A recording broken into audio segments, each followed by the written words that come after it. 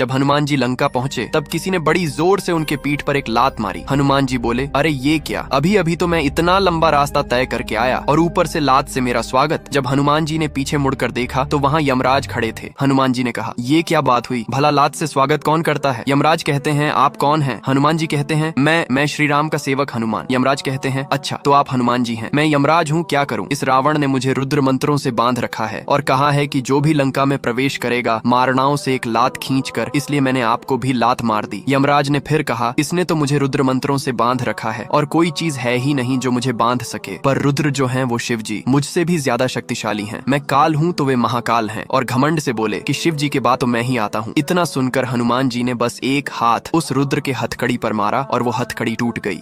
हनुमान जी और शिव जी के बीच भयंकर युद्ध होने लगा। हनुमान जी के पराक्रम से प्रसन्न होकर शिव जी ने उनसे वरदान मांगने को कहा। तब हनुमान जी ने कहा कि इस युद्ध में मारे गए वीरों के लिए मैं द्रोणगिरी पर्वत पर संजीवनी औषधि लेने जा रहा हूँ, तब तक आप इनके शरीर की रक्षा कीजिए। औषधि से हनुमान जी ने पुष्कल को पुनः जीवित और शत्रुघ्न को स्वस्थ कर दिया। जब शत्रुघ्न किसी भी तरह से शिव जी से नहीं जीत पाए तो हनुमान जी ने उनसे श्री राम को याद करने के लिए कहा। श्री राम तुरंत युद्ध भूमि में प्रकट हो गए। श्री राम को आया देख भगवान शिव भी उनकी शरण में चले गए और वीरमणि आदि योद्धाओं से भी ऐसा ही करने को कहा। वीरमणि ने यज्ञ का घोड़ा भी श्री राम को लौटा दिया और अपना राज्य भी उन्हीं को सौंप दिया। इस तरह वह युद्ध समाप्त हुआ। लंका दहन के बाद जब हनुमान जी समुद्र पार लौट रहे थे, अचानक बीच लहरों में एक अंधकारमय दानव उठा। उसका नाम था कालकेतु, जिसे वरदान मिला था कि सूर्य की आभा भी उसे नहीं जला सकती। दानव गर्जा, वानर, तूने लंका को जलाया, अब तुझे काल की ज्वाला निगल जाएगी। हनुमान मुस्कुराए और बोले, तेरी ज्वाला मुझे क्या जलाएगी, मैं तो राम भक्ति में ही अग्नि से भी तेज जलता हूँ।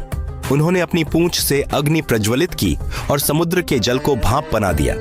दानव अंधकार में छिपना चाहता था, पर हनुमान जी ने बाण की तरह छलांग लगाई और उसके हृदय पर गदा दे मारी। क्षण भर में दानव राख हो गया। तभी समुद्र की लहरें शांत हो गईं।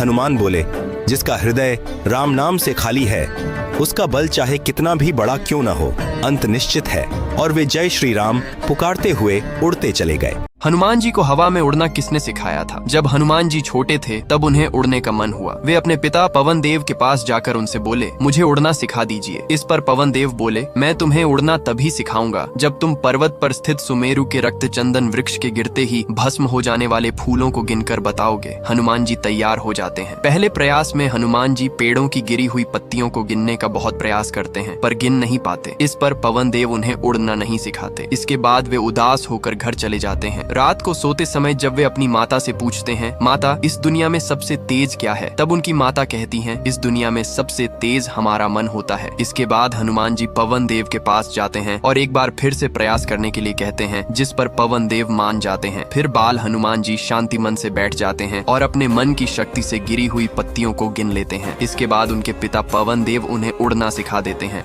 जब रावण मृत्यु सैया पर लेटा था और अपनी अंतिम सांसें गिन रहा था, तब उसने भगवान श्री राम से कहा कि मैं कुल में तुमसे बड़ा, मैं ब्राह्मण, तुम क्षत्रिय। मैं काल को बंधित करने वाला 4 वेदों का ज्ञाता, यानी मैं ज्ञान में भी तुमसे बड़ा, और अपनी भूमि पर लड़ा। तुम्हारे सामने संसार के सबसे अपराजित योद्धाओं को किया खड़ा, जबकि तुम नंगे पांव दूर देश से वानरों संग समुद्र पार करके आए और मुझे मेरे ही भूमि पर हरा दिए। मेरे में क्या कमी थी, मैं क्यों हारा? इसके जवाब में भगवान श्री राम ने जो 2 पंक्तियां कही उसे आपको सुनना चाहिए। भगवान श्री राम ने कहा कि मैं चरित्रवान और तुम चरित्रहीन। अगर चरित्र नहीं तो संसार की सारी ताकत साथ होने पर भी हार निश्चित है, और अगर मजबूत चरित्र है तो जीत हमेशा निश्चित है। रावण से पूरी दुनिया डरती थी, लेकिन 3 लोग ऐसे भी थे जिनका नाम सुनकर रावण भी थर थर कांपता था। रावण के वध के लिए भगवान राम के अलावा 2 ऐसे लोग थे जो रावण को आसानी से मार सकते थे। पहले थे हनुमान जी, जिनके पास इतनी शक्ति थी कि वे रावण और उसकी लंका को एक ही पल में समाप्त कर सकते थे, और लंका दहन के दौरान उन्होंने अपनी ताकत का परिचय भी दिया था। रामायण में बजरंगबली स्वयं भगवान शिव के अंश थे। दूसरा था बाली, जो इतना ज्यादा शक्तिशाली था कि स्वयं भगवान राम को उसका अंत करने के लिए छल का सहारा लेना पड़ा। एक बार बाली और रावण के बीच युद्ध हुआ, जिसमें बाली ने रावण को 6 महीने तक स्वर्ग से पाताल लोक तक दौड़ा दौड़ा कर पीटा था। आज कोई घमंडी ही होगा जो इस सनातनी चैनल को सब्सक्राइब करके कमेंट में जय श्री राम नहीं लिखेगा।